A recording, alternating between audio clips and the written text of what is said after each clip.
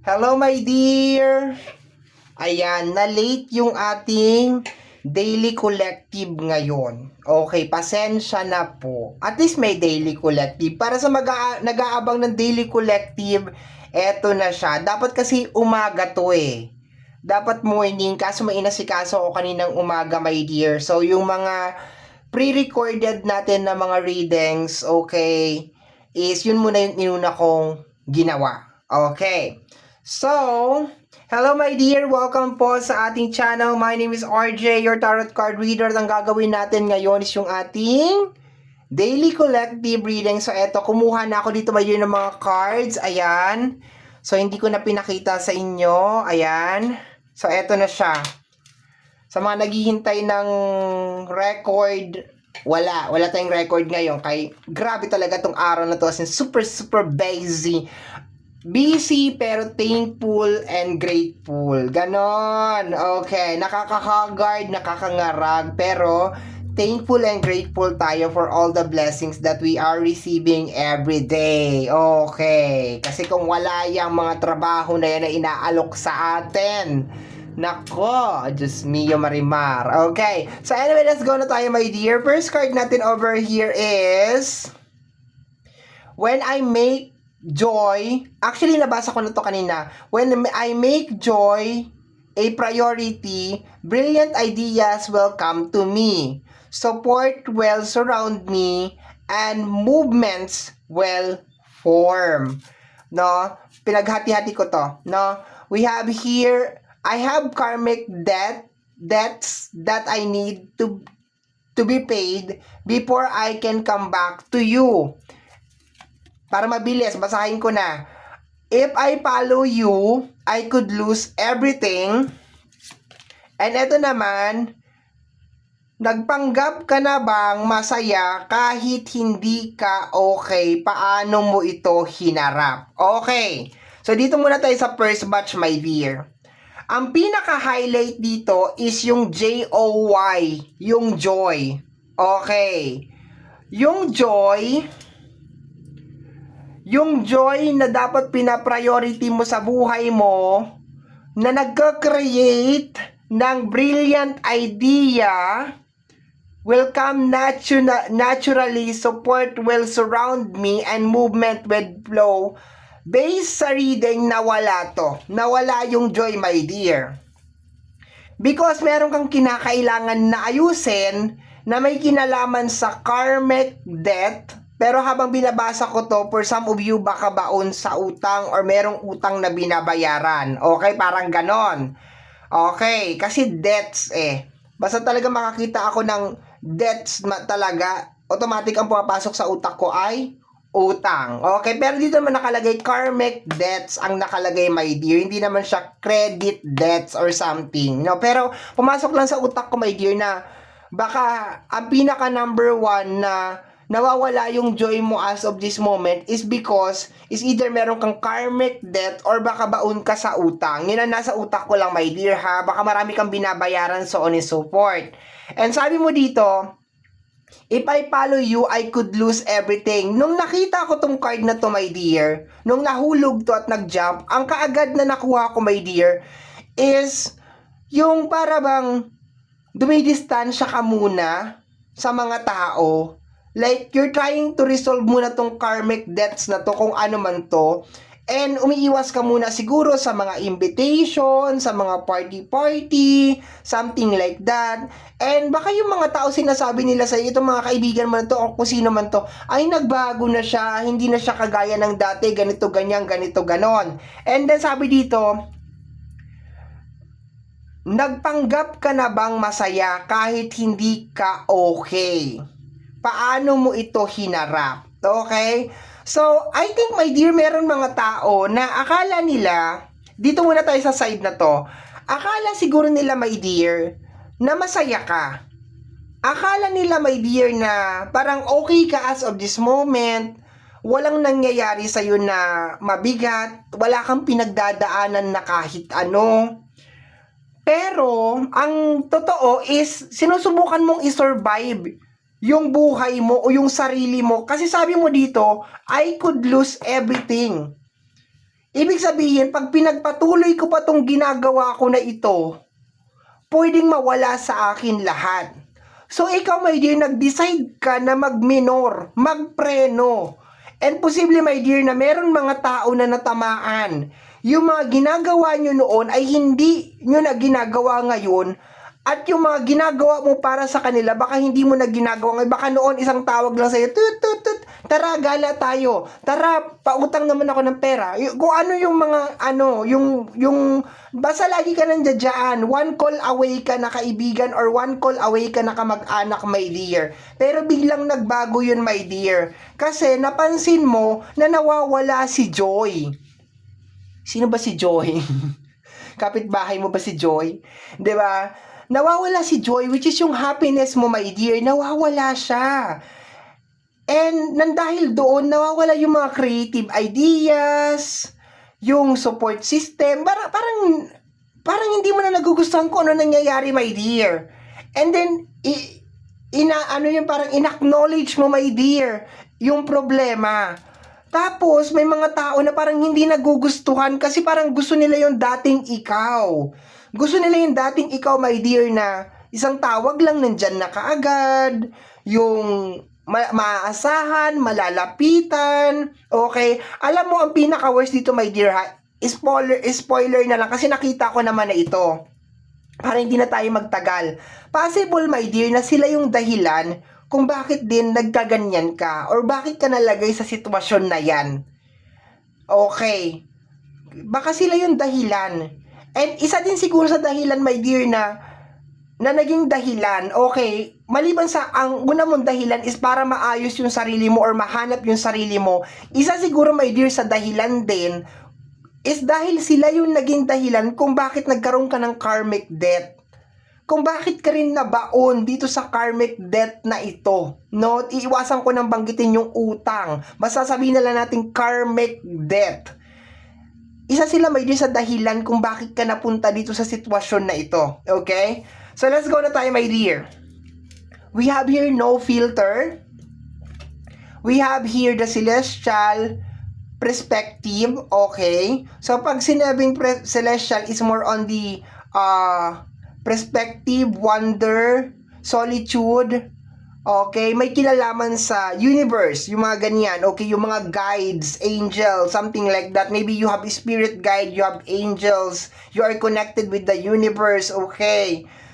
Tapos meron ka ditong energy na new filter. We have here the Four of Pentacles, pagiging stuck, my dear, okay. Stuck sa problema, stuck sa isang sitwasyon. Okay, ang kagandahan dito sa reading natin ngayon na na-collect natin, my dear, is itong celestial perspective. Kasi, nakukuha ko dito, my dear, na gina-guide ka. You are being guided, my dear, ng mga ancestors, ng ating spirit guide, ng ating buong may kapal, whatever, kung sino man yung tinatawag mo, my dear, you are being guided. Ginagabayan ka, my dear. Okay, possible na sila din yung dahilan, my dear, o sila din yung reason na kung bakit napansin mo, my dear, na dahan-dahan ka na palang nababaon sa karmic debt. Okay, sila yung dahilan na parang nagsabi sa'yo na, oy, nababaon ka na sa karmic debt. Okay ka lang, yung parang gano'n. Sila yung naging wake-up call mo over here. And we have here, friends with benefits. Kaya nabanggit ko kanina, my dear, na malaki ang posibilidad, my dear, na sila ang naging dahilan kung bakit ka napunta dyan, my dear. Kasi baka ginawa ka naman talaga nilang ATM, ginawa ka naman talaga nilang palabigasan, kung ano man, okay. And we have here energy ng hard work, overtime, study, at saka deadline. Okay. So, isa-isain natin. No filter. Isa siguro, my dear, sa dahilan, my dear, kung bakit ka rin lumayo sa kanila is because ayaw mo nang palakihin yung gulo. Pwede mo namang sabihin pwede kang gumawa ng gulo, pwede mo pamukha sa kanila na kayo yung dahilan kung bakit ako naghihirap ngayon, kayo yung dahilan kung bakit kinakailangan kong mag-hard work, mag-overtime, mag-study, mag-deadline, kayo yung dahilan kung bakit ko kinakailangan gawin lahat to, na kailangan kong isaayos yung sarili ko, na kailangan kong harapin lahat to. Yung para bang umiiwas ka sa kanila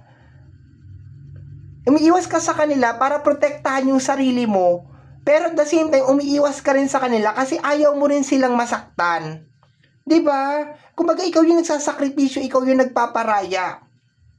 We have your friends with benefits, okay? Sa celestial na mention ko na kanina kung ano tong celestial perspective na ito, you are being guided, nagkakaroon ka ng mga awakening, realization tungkol sa situation mo.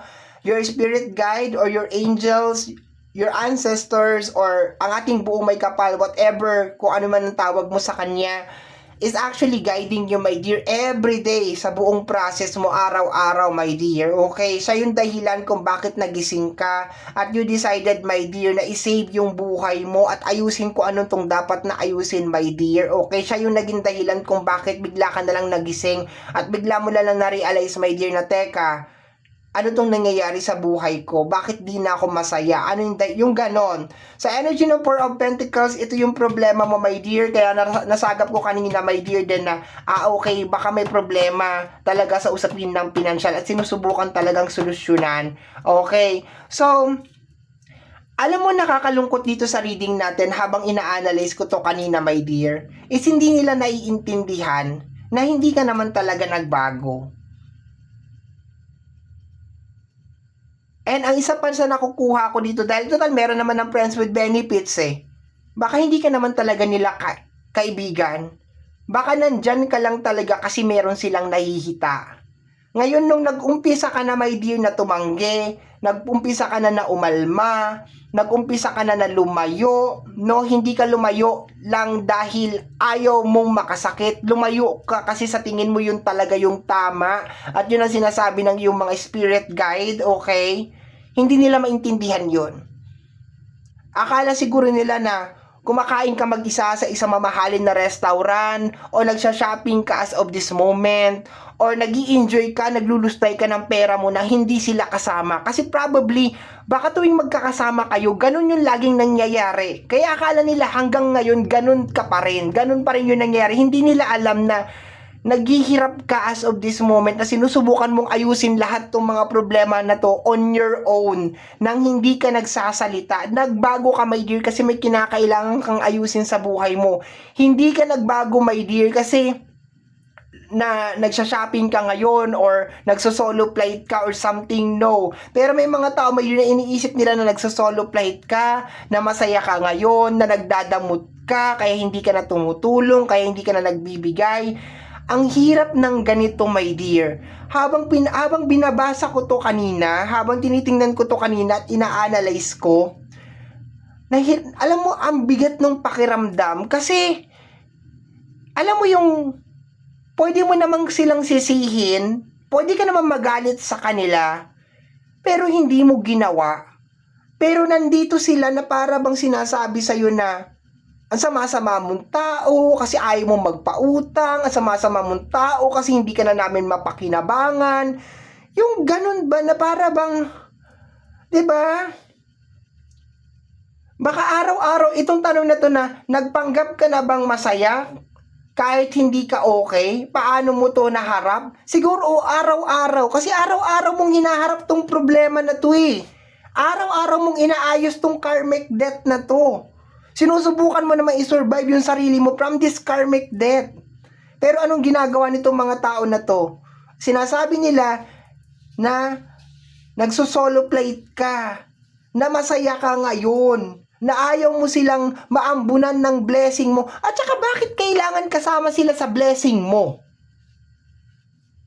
Bakit kailangan lagi silang damay sa lahat ng meron ka, sa lahat ng achievement mo? Kasi kaibigan, kasi kamag-anak, kaya dapat kasali sa lahat. Bakit di sila magsipagtrabaho? Bakit di hanapin nila yung kapalaran nila? Di ba? Bakit nakaasa lahat sa'yo? Di ba? Siguro sobrang bait mo, sa sobrang pagmamahal mo sa lahat, ito yung nangyari, my dear. Nagkaroon ka ng karmic debt. And sabi mo dito, if I follow you, I could lose everything. Tama! Ginising ka ng mga spirit guide mo. Sinabi ng mga spirit guide mo, sige, magsama-sama ka ba dyan sa mga yan? Pag sama-sama ka dyan sa mga yan, lalo ka mababaon sa utang, lalo kang malulugmok, lalong mawawala sa'yo lahat. Itong energy ng joy, baka ngayon nakakapagpanggap ka pa na masaya, baka mawala na talaga yan. Baka mawala na talaga sa'yo ng lubusan yung joy na yan. Okay? Remember, ang bigat nung kasama ng joy. Ha? Joy. When I make joy priority, brilliant idea comes naturally. Ibig sabihin yung mga natural na idea nagpo-flow naturally. Support will surround me and movements will form. 'Di ba? Yung support kusang dumarating kasi masaya ka eh. Lahat ng tao gustong lumapit sa iyo kasi okay ka, positive ka na klase ng tao. Eh ngayon nawala yung joy na yun, nawala yung ngiti na yun sa mga labi mo. Nawala yung mga creative idea, nawala din yung support. 'Di ba? Tingnan mo, nawala din kahit ultimo yung mga tao na nakinabang sa'yo, nawala din. Kasi bakit wala na sila nakita sa'yo? Nawala din. 'Di ba? Siguro ikaw yung klase ng tao na napakabait talaga. Napaka palabigay, talagang very caring, very loving. Madalas natatawag na uto-uto. Kasi totoo naman na uto-uto ka, tingnan mo nga oh. May problema ka ngayon, kasama sila diyan, 'di ba? Nakinabang sila doon sa kung ano mo, kung nakautang ka ng pera, nakinabang sila doon, tapos ikaw lang ngayon ang nagre-resolve, tapos sa bandang huli, i-chismis ka pa na nagbago ka na, i-chismis ka na nagsusolo plate ka ngayon na ayaw mo lang silang maambunan ng blessing mo. Ay, bakit ba sila kailangan maambunan ng blessing? Sino ba sila? 'Di ba? Ay, tama lang yung ginawa mo. Tama lang na umiwas ka sa mga tao na ganyan. Hindi yan makakatulong sa'yo. Hihilahin ka talaga pababaan yan. Magpasalamat ka sa mga spirit guide mo. Magpasalamat ka sa ating buong may kapal na ginising ka habang maaga pa. No? Tingnan mo, ikaw na ngayon nag-a-adjust. Ayaw mo silang kausapin kasi baka sumbatan mo sila. Kasi hindi nila maiintindihan yan eh. Pag nagbilang ka na lahat, ikaw yung ganito, ganyan. Pag nagsalita ka na sa kanila, sasabihin nila yan, nanunumbat ka, nagbibilang ka. Hindi pala sincere yung tulong mo sa amin, yung binigay mo sa amin. Sasabihin niya nanunumbat ka, maski lang naman naglalabas ka lang ng sama ng loob. Sasabihin niya nanunumbat ka. Kaya ang ginawa mo na, nahimik ka na lang, Day. Okay, meron tayong friends with benefits over here, okay? Pasensya na kayo at hindi ko na-record yung pagkuha ko nitong mga cards na to, ha? Kasi talagang, today is rush hour talaga, as in like, rush hour talaga today, okay? So, my dear, yan po yung nasagap natin na energy message para sa araw na ito. I hope na makatulong pa rin to, maski na gabi ko na ito maya-upload, okay? So, maraming salamat po, and until next time, bye-bye. Thank you, my dear. I have to go. May rampa pa ang lola mo.